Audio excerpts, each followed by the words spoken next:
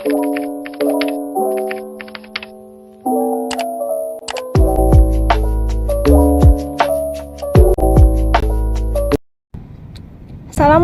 warahmatullahi wabarakatuh. Perkenalkan, saya Nagita Putra Brilia dengan NIM PO 7102-272. Di sini saya akan menjelaskan materi tentang kenali, cegah, dan tangani cacat pada janin. Selamat menyaksikan. Baiklah, di sini saya mengambil satu contoh pada cacat janin, yaitu Down syndrome. Di antara kalian pasti sudah banyak yang tahu bagaimana ciri-ciri Down syndrome kan? Nah, inilah contoh dari saudara-saudara kita yang terkena Down syndrome dan wajahnya relatif seperti ini. Down syndrome itu sendiri adalah suatu kelainan genetik atau kromosom yang terjadi ketika bayi masih dalam kandungan. Lalu, apa itu kromosom?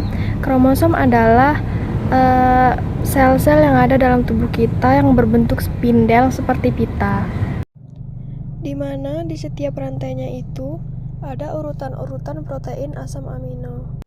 Dengan urutan tertentu yang normal pada kromosom atau pada asam amino inilah terdapat informasi genetik, sehingga janin akan jadi seperti apa. Pada setiap sel kita itu terdiri dari 23 pasang kromosom.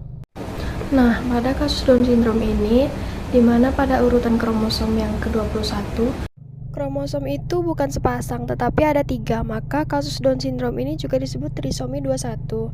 Down syndrome ini sebenarnya bisa kita cegah pada saat pemeriksaan pranikah atau kalau sudah nikah, pemeriksaan prakonsepsi sebelum terjadi kehamilan, di mana bisa dilakukan pengecekan darah dari pihak calon istri dan calon suami.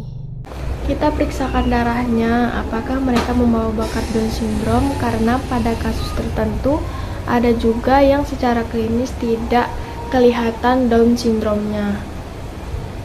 Kalau sudah terjadi kehamilan bagaimana? Apakah ini bisa dideteksi? Bisa juga. Salah satu cara yang tidak bisa intensif dengan melakukan pemeriksaan USG pada kehamilan. Pada saat USG itu kita akan lihat ketebalan dari tengkuk si janin yang ada dalam kandungan itu berapa milimeter. Nah, kemudian ada pemeriksaan lain lagi, diambil dari cairan ketuban dan diambil dari darah tali pusar. Kalau misalnya sudah terjadi Down syndrome, kemudian si anaknya lahir, memang tidak bisa kita lakukan apa-apa karena dia bersifat menetap.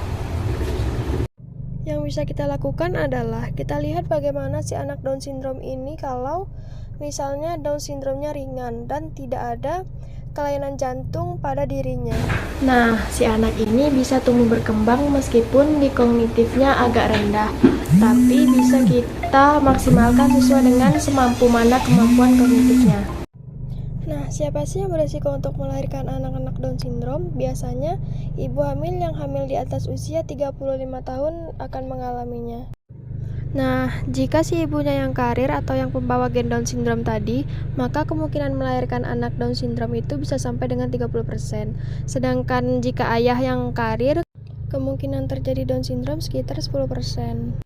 Selain faktor-faktor resiko tadi, ada faktor resiko lain yang menambah kemungkinan untuk terjadinya Down syndrome, yaitu apabila si ibu ini merokok atau si ibu ini kekurangan asam folat, kekurangan vitamin D3, atau terpapar oleh bahan-bahan toksik yang lain. Misalnya penggunaan alat-alat kosmetik yang bisa mempengaruhi pertumbuhan janin, maka angka kemungkinan terjadinya Down syndrome ini semakin meningkat.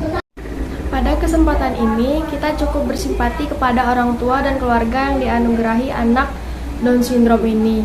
Tapi percayalah, semua sudah kehendak Tuhan. Apa yang telah dititipkan kita terima dengan baik, tidak perlu putus asa. Karena Down syndrome ini tetap bisa kita perlakukan dengan baik dan kita berikan pendidikan khusus. Sekarang sudah banyak para ahli di bidang pendidikan yang memahami anak-anak Down syndrome ini dan bisa memberikan treatment yang khusus dalam hal pendidikannya. Nah, kemudian banyak di beberapa tempat yang juga ada perkumpulan keluarga-keluarga dan anak Down syndrome ini. Silahkan bergabung di sana untuk saling berbagi pengalaman, saling menguatkan, kemudian juga bisa berkonsultasi dengan dokter-dokter ahli anak. Nah, itulah tadi sedikit materi yang bisa saya paparkan tentang kenali, cegah, dan tangani cacat janin pada kehamilan, dan lebih tepatnya kepada penyakit Down syndrome. Semoga bermanfaat.